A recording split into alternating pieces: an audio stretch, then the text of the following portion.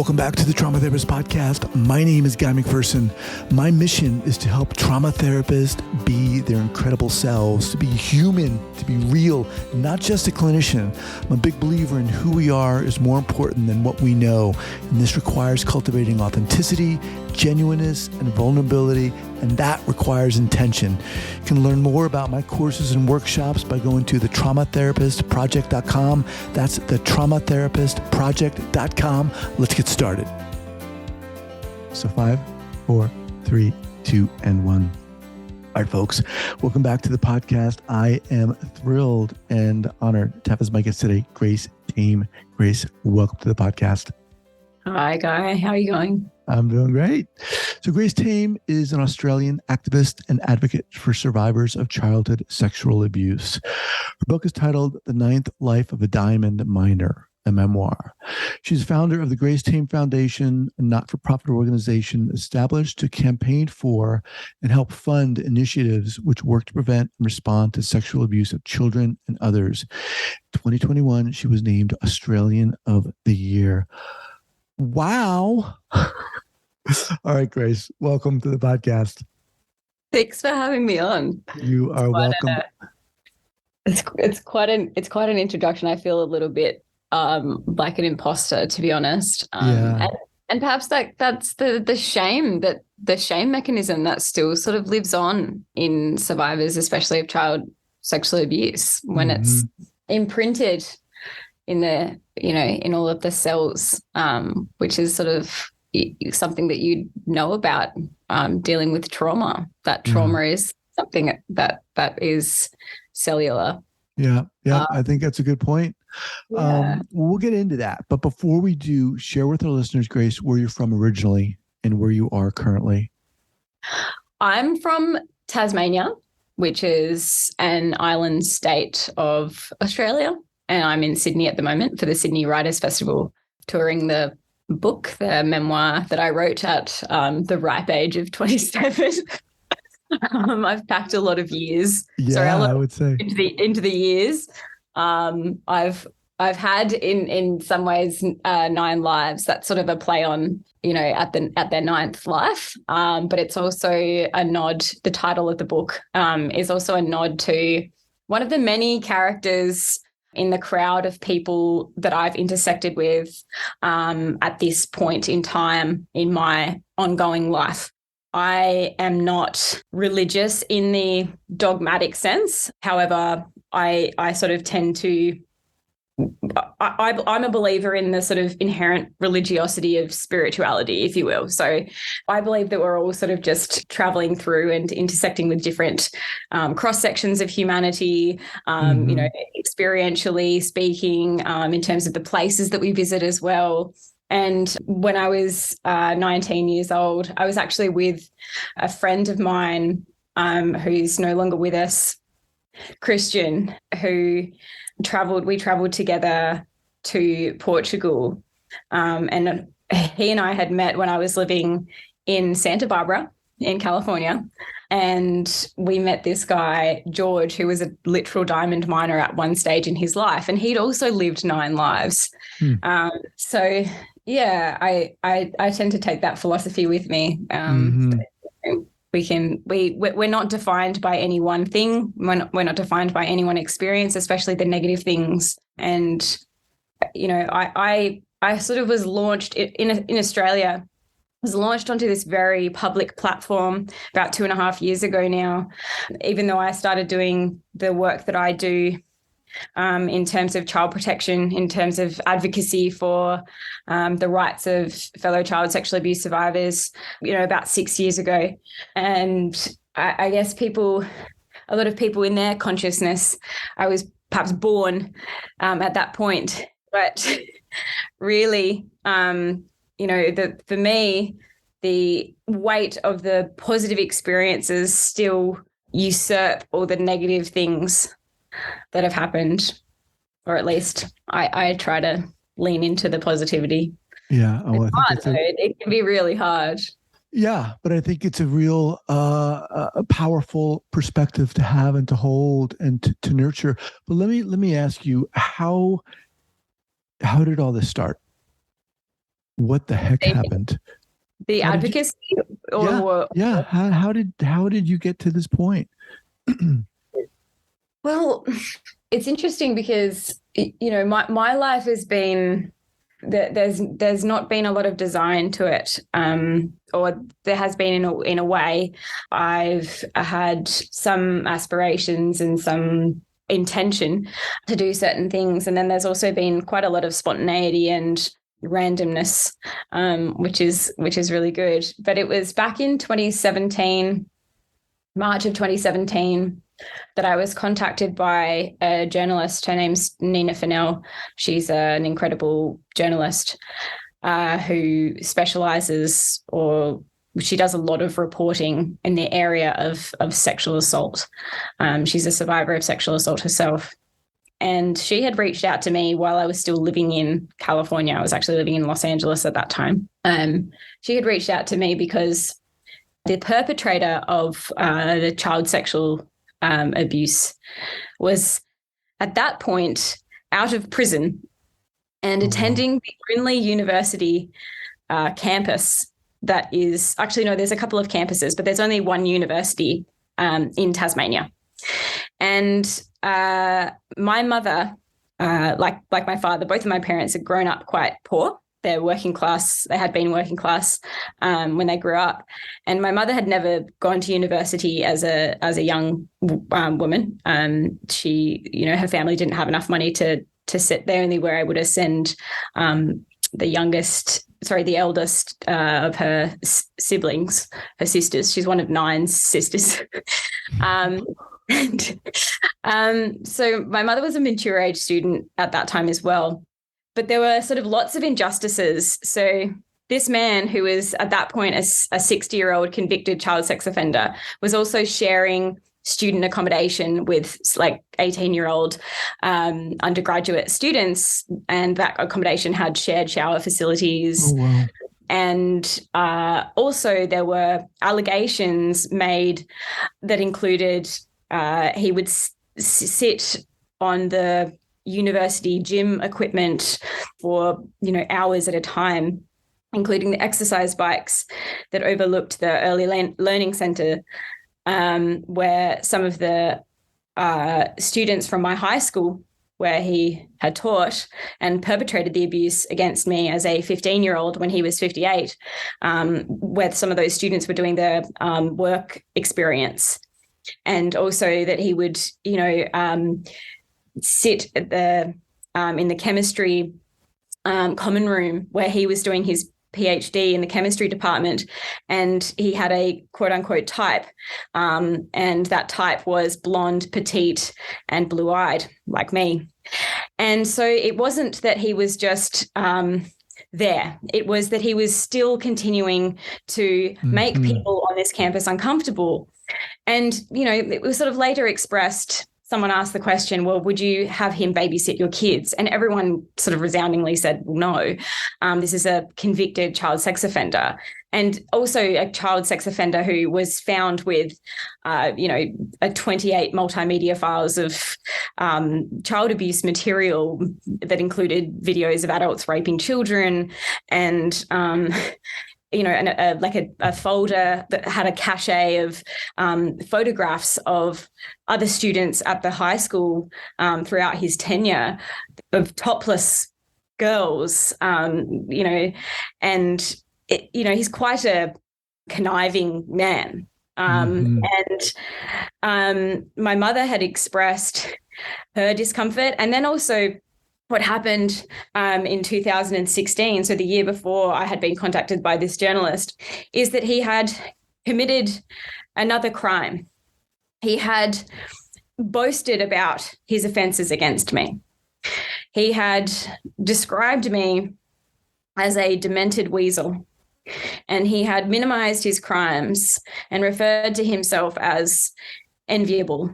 And then he had actually served another prison sentence. So he technically had 3 child sexual abuse related offences. And it was the first case of somebody being charged in Australia with producing child exploitation material in descriptive form. And it's straight from the pedophile script, because, what pedophiles are, I mean, technically he doesn't like being called a pedophile because they say it's, they like to make distinctions that, unless it's somebody under the age of 13 but, it's straight from the child sex offender playbook, that if it's if it's in the form of text or an image or a video or a doll or otherwise considered to be not real, it doesn't hurt anyone. Mm-hmm.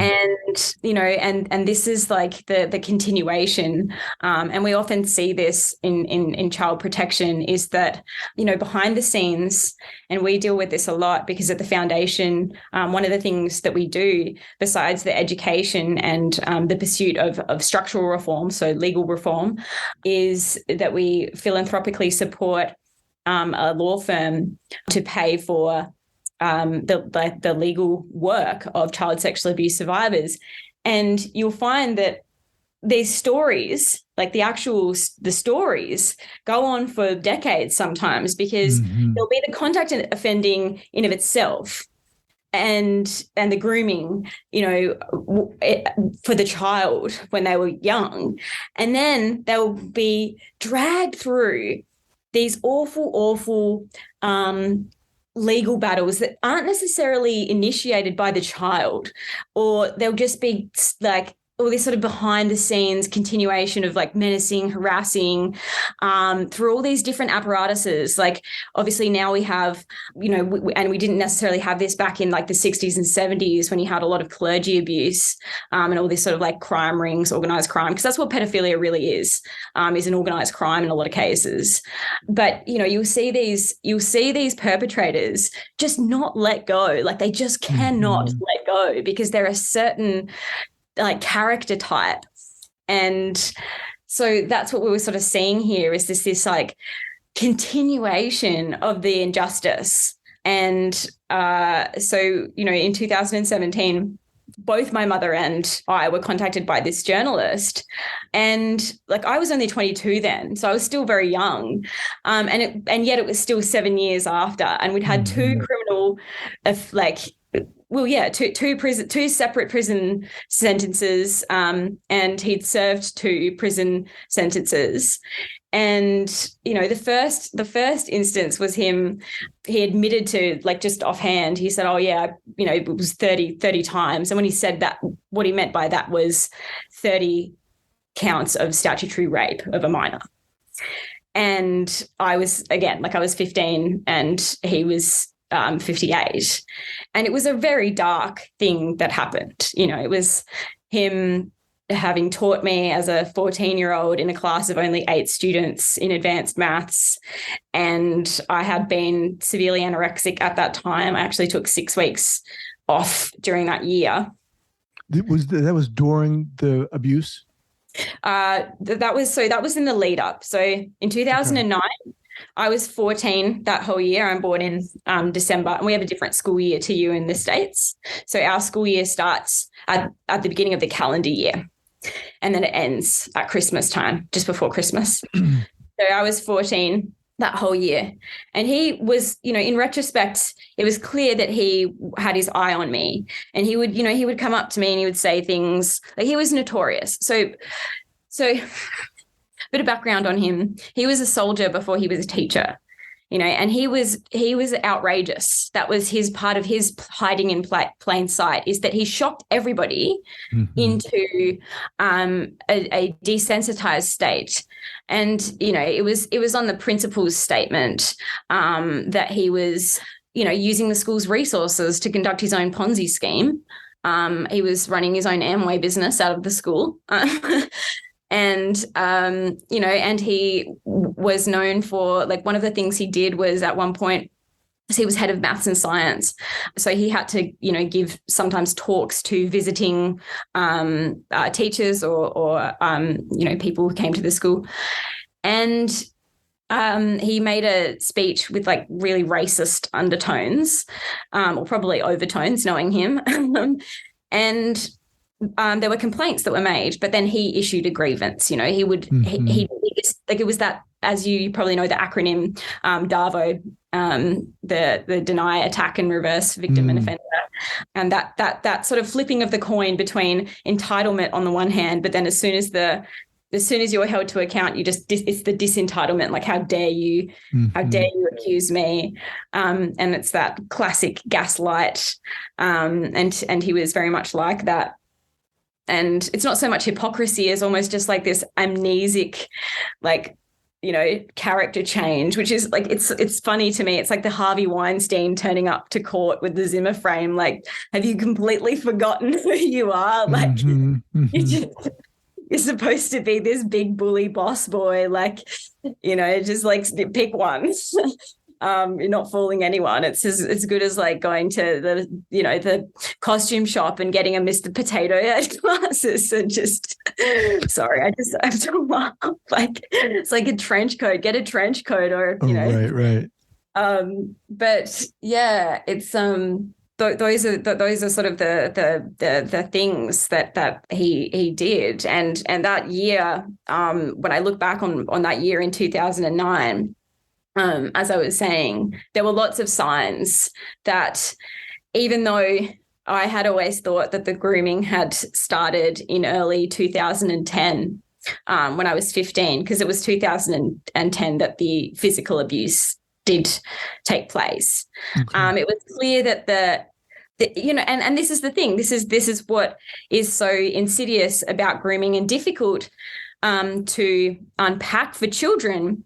And it is, I guess, and I said Ponzi scheme before, and we see that, you know, like Jeffrey Epstein and a lot of these offenders, the Ponzi scheme is actually quite a good metaphor for child sexual abuse, or the 3-cup Monty, because what offenders do is they take parts of your soul and parts of yourself, you know, in those sort of blackmail rings, and blackmail is part of child sexual abuse, the blackmail, the bribery, the soliciting of images, of information, and then they sort of shift it around and hide it in all of these places that often, for child sexual abuse survivors, like, the average time it takes for a survivor to disclose is 23.9 years. Now, that's because what you're having to do is not just grow up, but to try and put all the pieces of the puzzle together. And that involves all of these different pieces or people who are part of this very complex ecosystem, like this system of fail-safes. And often people don't actually know that they're part of it. Let me just pause here for a second. I want to remind everyone that I'm speaking with Grace Tame. We're going to break here for a second and thank our sponsors. All right, Grace, let me just ask you a question here. At what point did you disclose this? Did you speak out? And to whom? Well, and this makes me quite an anomaly, I suppose, given what I just said about the average time of 23.9 years that it takes for a child sexual abuse survivor to disclose. I spoke out when I was still at school, and I disclosed to another teacher of mine. So when I was in grade 11. So what happened was, the abuse started in about the middle of, like, the physical abuse started in about the middle of 2010. It continued on until the end of 2010. But the stalking, you know, this man would drive sometimes to my workplace and sit outside in his car. He would drive to my house and he would sit outside at night in his car. He also, in year 11, when I started in year 11, knew my timetable, and sometimes I would just look over my shoulder and he would be in the doorway, or he would make an excuse to talk to whoever was teaching my class, and he would stand at the front of the room and he would be speaking to the teacher, but making eye contact with me. It was very, very creepy. Like, this is a very, very creepy person. This is somebody who went up to one of my friends, Megan, who got her septum pierced once. And he actually touched her nose and said, "You're like one of the tribal women I killed." Like, this was like, he just said this stuff all the time. Mm-hmm. Like, at the end of 2008, to give you an example, this is how well known it was. At the end of 2008, so you know how, do you guys do this in the US where there's like a review, like at the end of year, like the year 12s will do a review, and they'll do they'll send up the staff and students. Yeah. Sure. Okay, so the year 12 review at the end of 2008 included a joke at his expense. So one of the year 12 actors on stage answered a mock phone that rang, and they said, "Mr. Bester," that's his name. They said, "Mr. Bester, it's for you. It's God. She says she's black." That's how widely known his racism and bigotry and sexism generally were. Mm-hmm. And everybody laughed because he was just like that. Right. He had something wrong with his wrist one time, and somebody asked him, what happened? And he said, "I fell out of bed having a threesome." He just said that stuff, to children. This is so, beyond. It came out later though. It sort of came out later though. Everyone was kind of just like, "Oh yeah, well, he like that. We kind of knew that." And then when I wrote my book, I then I started speaking out more and more, and eventually I did receive contact from other. Who did you tell first? Oh yeah, sorry. Who did I tell first? I told my English teacher, Mr. Simon, who was new to the institution. So this is a key part. So he had moved to the school, I believe about only a couple of years prior.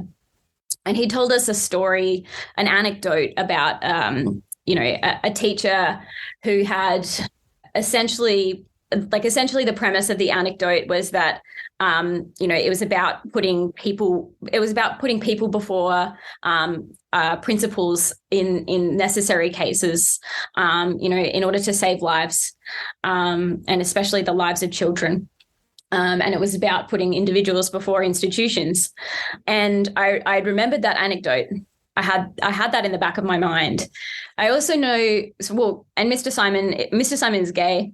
And so I also had in the back of my mind that this person would have experienced ostracism, discrimination, and he had no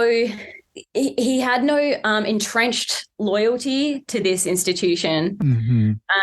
And whilst I believe in, respecting, like traditions, and this, especially in this day and age where I do sort of mourn the fragmentation of like the family unit in some ways, as someone who's comes from a very big family, a very close family, despite the fact that, we have our own, every family I think has its own troubles. Sure. I think there's a need to sort of respect those sorts of things, but not if it's like just for the sake of it, because that is what it enables a lot of abuse, and abusers know that. And I think that he knew that as well. I think he was really banking on that, because it's one of the things that, like, we've seen it again and in the work that we do. And so I had that in the back of my mind. And yeah, I disclosed to him in early 2011. But there was like a lot of stuff that I guess we weren't told by the school, because it's only again, we've only had to piece together all these little bits and pieces. Like we didn't know at the time that, of the existence of this other folder of girls that had their tops off. We didn't know that the first complaint that was made against him was in 1992, 6 months after he arrived at the school, and I was born in 1994. Wow. And that was like, learning these things has been incredibly distressing to hear, especially because, what happens, and this is driven by perpetrators, is that you are painted as the aggressor. You are made into the villain. And you constantly ask yourself that. Like, there's the part of me that goes, like, I was good at maths, right? Mm-hmm. I love numbers. And I'm like, damn, maybe if I wasn't good at maths as a 13-year-old, like, that's my crime, is like, I'm good at maths. Somehow it's your fault. You're implicit in it somehow.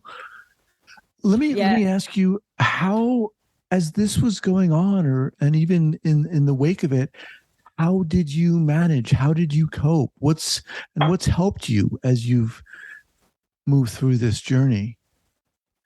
For me, it's just staying grounded as one possibly can in simple values. I think simplicity is one of the most overlooked and underrated commodities, not to speak in capitalist speak, in today's world. So I really think human beings are cognitive misers who love to overcomplicate things and overanalyze things. I mean, I'm guilty of that myself, but that's just because I'm an avid reader and I like to eat books, not literally, obviously. That would be So as this was going on, you were just trying to stay grounded as best you could, whatever that meant for you? I mean, look, that took a while. Life was pretty tough after that. It really was. Like, I really didn't understand. I didn't know what the word grooming was until 2022. Until 2022, until 2017.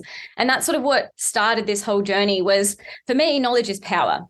Knowledge, information, and narrative are two of the most powerful tools, and they are withheld by these, by the biggest, covert power holders, by the operators, and silence and secrecy is how these perpetrators, how these abusers operate. And for me, openness, communication, education, those things are key. Those things are paramount. And so, like, if I find something out, I just want to share it with everyone. Mm-hmm. I don't want to keep it to myself. Also, I'm not very good at keeping things to myself. And secrecy is like the foundation of grooming, right? That operant, the conditioning, that system of reward and punishment, which I find personally really odd, of teaching children, of like, mm-hmm. Do something good and then you get a treat, or like, do something bad and then you're punished.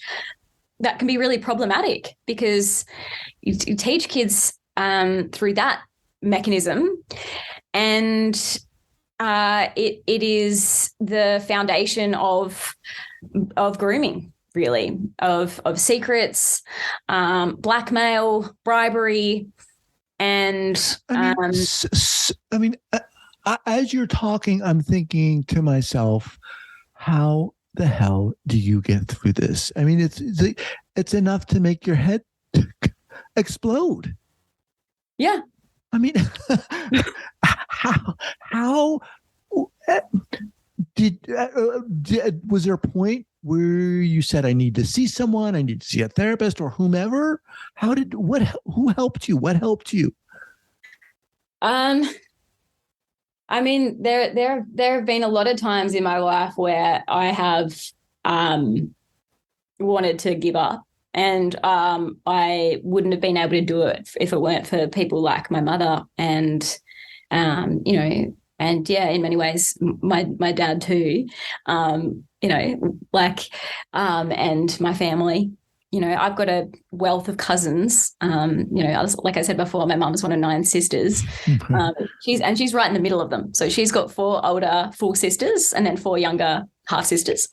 And then there's like heaps of us cousins, and running as well. So I'm a marathon runner, and that's really good. That moving meditation. I'm quite a peripatetic person, not in terms of necessarily the principles of Aristotle, but like the practice of like needing to move to think and release. There's that trauma release by moving, and I did a lot of yoga as well. And one's relationship to different releases can change over time, you know. But reading, and again, like doing things that are kind of like simple. Sometimes you just need to be able to say, excuse my English, this is shit. And that's not out of self-pity. That's just being really realistic and pragmatic, you know. And like I said, knowledge is power. And I don't mean knowledge from necessarily institutional, like sort of standard. I like to do my own reading and cross-reference things, because you can find that what the mainstream wants us to know and think and feel isn't necessarily good for us. So at what point did you get to the stage where you were like, all right, I need to start speaking out on a more broad level? I mean, I want to start helping other people. Oh, I've always been motivated by that. I mean, I'm autistic, and I didn't even realize that autism, there's this like whole thing about autism having like autistic sense of injustice. And I was like, oh, I mean, like, I don't know. I have this like human impulse. It's like this impulse to connect and help and educate. But on the level of child sexual abuse survivors. Well, when I learned the word grooming, I was equal parts validated and confronting.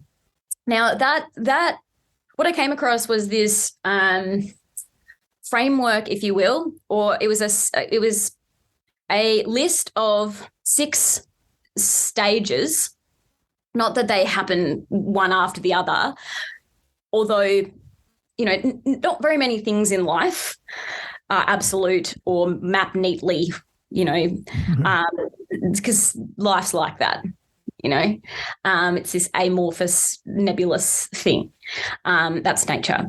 But this thing that I saw, this grooming explainer, which Elizabeth L.G. Glick put together with another, and I think it was Georgia M. Winters as well. These two, I think they're both American, in a paper had come up with this delineation of this process of psychological manipulation employed by perpetrators of child sexual abuse to prepare the child for the physical offending. And I read it, and my first thought was, why did nobody tell me about that? And with that came, well, we should tell everyone about this, because it was as if perpetrators had this knowledge and nobody else did. Because also the perpetrator who abused me, my parents had 2 meetings with the school in early 2010 when they were aware that he had been inviting me into his office for long-winded conversations, because I didn't have anything, I thought, to hide at that point. I would go home and say to my mum and dad separately, albeit my parents have been separated since I was 2 years old. But I would tell them I was talking to Mr. Bester for however long today. You know, he invited me into his office, or this, you know, whatever, because I just say things. And so I wasn't concealing anything at that point. And my parents, you know, my father was a high school teacher, and he in particular thought it was very inappropriate. Red flag. Like, so yeah, big red flags. Yeah. And so, like, so I when I read these stages of grooming, of child grooming in 2017, I felt compelled to pass this knowledge on, but not just pass this knowledge on in a dry academic way, because this is part of the problem as well, is that it's almost like there's a lot of siloing. So you'll see that academics often they get stuck in their sort of academic language in their academic world, and they forget that like they know what they're talking about and that they know this stuff, and that then they try to translate it to everybody else, and they can't. Right. But it's also not connected to a real story, a real human. It's just academia, and it's just sort of goes around in circles. And I had an experience that fit directly in, or several experiences that fit directly into each one of those. And it just illuminated so much. And I've been able to add to that and build on it. And yeah, I've sort of adapted that framework constantly. Has there been a lot of pushback here in the States in this? I thought you were going to say, as there been a lot of pushback, and I was like, yep. Well, here in the States, you know, when people speak out, when women speak out, women predominantly speak out, there's a lot of pushback. Have you experienced anything like that? Yep. How so? What's it look like? I'm in another criminal trial at the moment with the same perpetrator who abused me. I'm sorry, I don't mean to laugh, but I'm laughing at the question, has there been a lot of pushback? There has been a significant amount of pushback, yes. Oh, yeah. Mm. I've been chased home. I've like car chased home. Had a thug get out of a car while I was still in it in the driveway. Both my mum and stepdad saw the car drive away, and the thug got out, bashed on the window, called me a fucking whore. Oh yeah. I mean, we've had my fiance and I had somebody go like tip out our recycling bin, go through our recycling bin, had people in cars, you know, stationary outside of the house, the cage rattling sort of stuff. But you get used to it, and sort of, you know, my response to that is there are far simpler, less elaborate ways to tell us that you've got a really sad life. So get a hobby like knitting or something. In 2021, you were named Australian of the Year. How did that come up? I mean, congratulations. Come on, that's amazing. It's pretty, yeah, it's a strange, it's a very strange thing. And it's strange, but it's amazing. I mean, it's incredible. How did that come about for you? I wish I could translate that to you in a small, like in a microcosmic, wow. So in the middle of 2020, I'd been living in the US for quite a while, and COVID hit in early 2020, and I returned. I was just like, I was living with my aunt. I was an unemployed advocate, I suppose.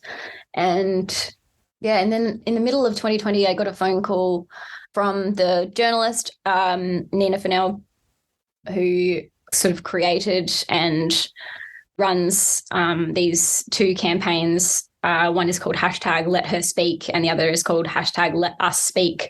And those campaigns are law reform campaigns aimed at giving power back to child sexual abuse survivors. And mine was the test case, the first case for the Let Her Speak campaign back in 2017. And that's how Nina and I got to know each other. She had been the journalist, as I mentioned before, who had reached out to me. And Nina Fennell just said, I'm thinking about nominating you for Australian of the Year. And I had no concept of what Australian of the Year really was. I really didn't know very much. I was also really quite anorexic at the time. I have dealt with anorexia, which is very much also a manifestation of autistic restrictive eating disorder. I first experienced it back in 2009, as I mentioned before, where I'd spent 6 weeks in hospital. I had been tube fed. I weighed about 40 kilos at that time. But yeah, 2020, I was probably about 45 kilos and I was running obsessively. I was running like 110 kilometers a week.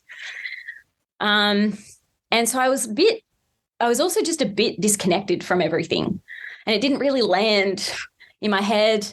I was preoccupied mostly with running, and yeah, about 4-5 months later, or less than that, it would have been 4 months later, I suppose, I was named Tasmanian of the Year first. And what happens is all of the state winners, we've got 8 states and territories in Australia. All of the state winners then go to Canberra in January, and you don't know who's going to win what they call the big gong. Because there's also 4 different categories. So there's local hero, young Australian of the year, senior Australian of the year, and the Australian of the year, the overall Australian of the year. And I genuinely had no idea, because they make everyone write a speech. And I remember like sitting there and seeing the other recipients with their speeches ready to go, and I had my speech ready to go, and it's pretty nerve-wracking. And I remember like my fiance Max and I, like we were 2 26-year-old kids who really had no concept of what was about to happen. We were living in a share house at the time. We had just had to get rid of our broken bed frame at the time, so we were sleeping on a mattress on the floor. Like, just sort of like, okay, like Max and I had arrived, and we were kind of, taking in the hubbub of everything. Everyone who was nominated and involved in the program was staying in the one hotel, and they had like a marquee set up at the front in the lobby. And at one point, Max was walking around with no shoes on, and I was like, Max, like we probably should put some shoes on, kind of thing, like.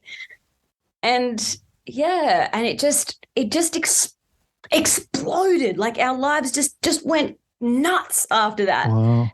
Because there's just so much.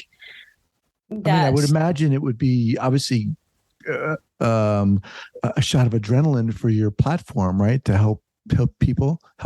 And that's the thing that's really special, is that what it did for the community of child sexual abuse survivors, in terms of a lot of their experiences have, by association, by proxy, because a lot of these institutions are now put under so much pressure, and they all look at me and they go, oh, that little girl, like, and I'm like, okay, that's fine. And that's what's really wonderful. That's what's really wonderful, is that because, whilst you can't take away from the awful horrors of a lot of these crimes, like they're dark, and the extent that a lot of people don't want to admit it, a lot of these news you guys have in America, of course, you've got the same, you've got News Corp, like you've got Fox. These tabloid outlets do this sort of thing where they create a distance between the reader and these actual events, is to they'll say things like, oh, it was like a movie, or it was like, it's like a fantasy or something. And I'm like, child sexual abuse is not. It happens every day. And what they're doing is they're trying to get you to not actually empathize, while still sucking you in for clicks. And they want to also gaslight the victims into feeling like they're insane. And what we've done is we've given so much power back as a collective to these survivors to band together, who previously also didn't necessarily know where to find each other, and then kind of collectively hold each other's hands, not just in the proverbial sense, but literally.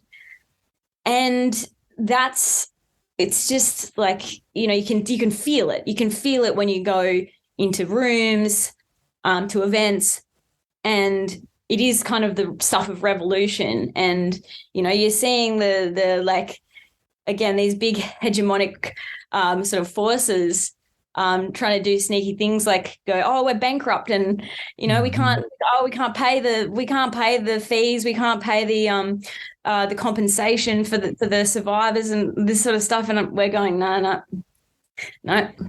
time's up now. Time's up now. You really do have to face these decades, and like up to these decades and decades and decades and decades of things that we know that what you've done. And it's quite a thing to witness.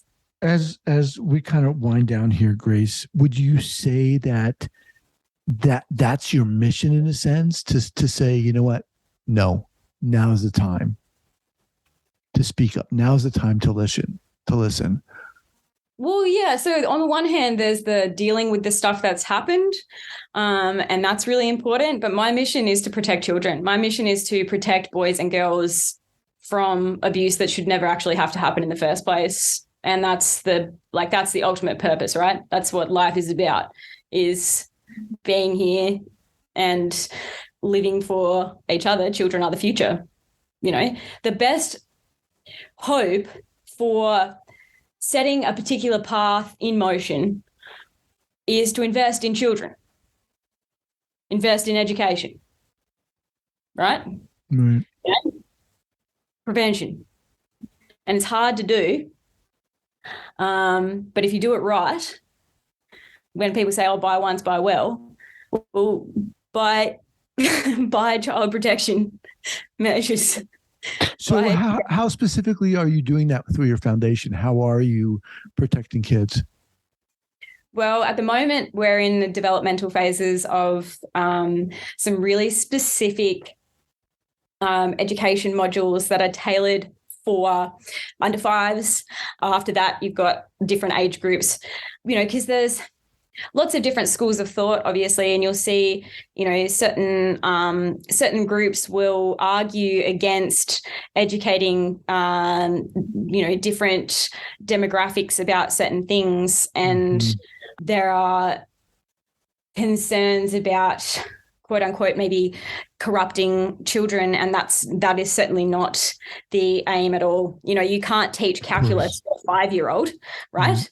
So the same principle applies. One wouldn't be teaching grooming to young children, but it's simple things like the concept of autonomy can translate, like in the early stages, to things like teaching young children that they don't have to, if they don't want to or don't feel comfortable, don't feel safe, they don't actually have to give an adult a hug if the adult asks. Simple things like that, and that's just one simplistic example, obviously. Sure. But it's things like that. It's not these disingenuous examples that might be given about, like, teaching LGBTQI theory to children, and no one has suggested that.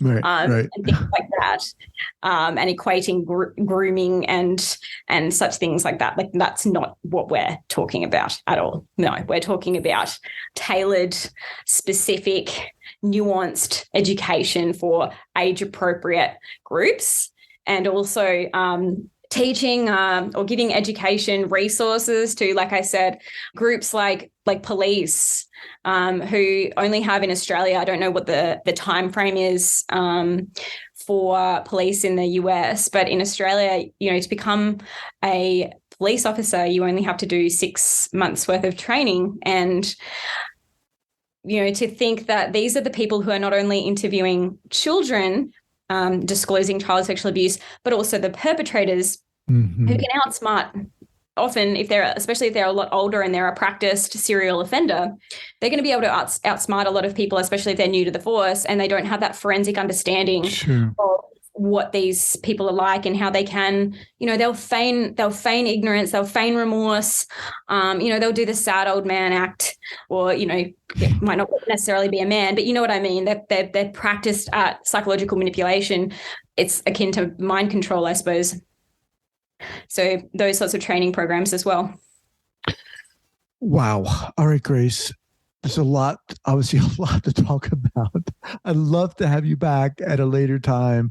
I mean, you are, to say you're inspiring is an understatement, but really I appreciate you coming on here and taking the time. But my God, what's the best way for people to get in contact with you, Grace? They can go to the foundation website. Okay. gracetame.com.au. So that would be my personal website. gracetamefoundation.org. Yeah. Okay. We'll have both of those linked up here at the traumatherapistpodcast.com. Again, I want to thank you so much for taking the time. Love to have you back. You're doing it. Yeah. Seriously. Awesome. Thank you so much. Thank you so much for having me.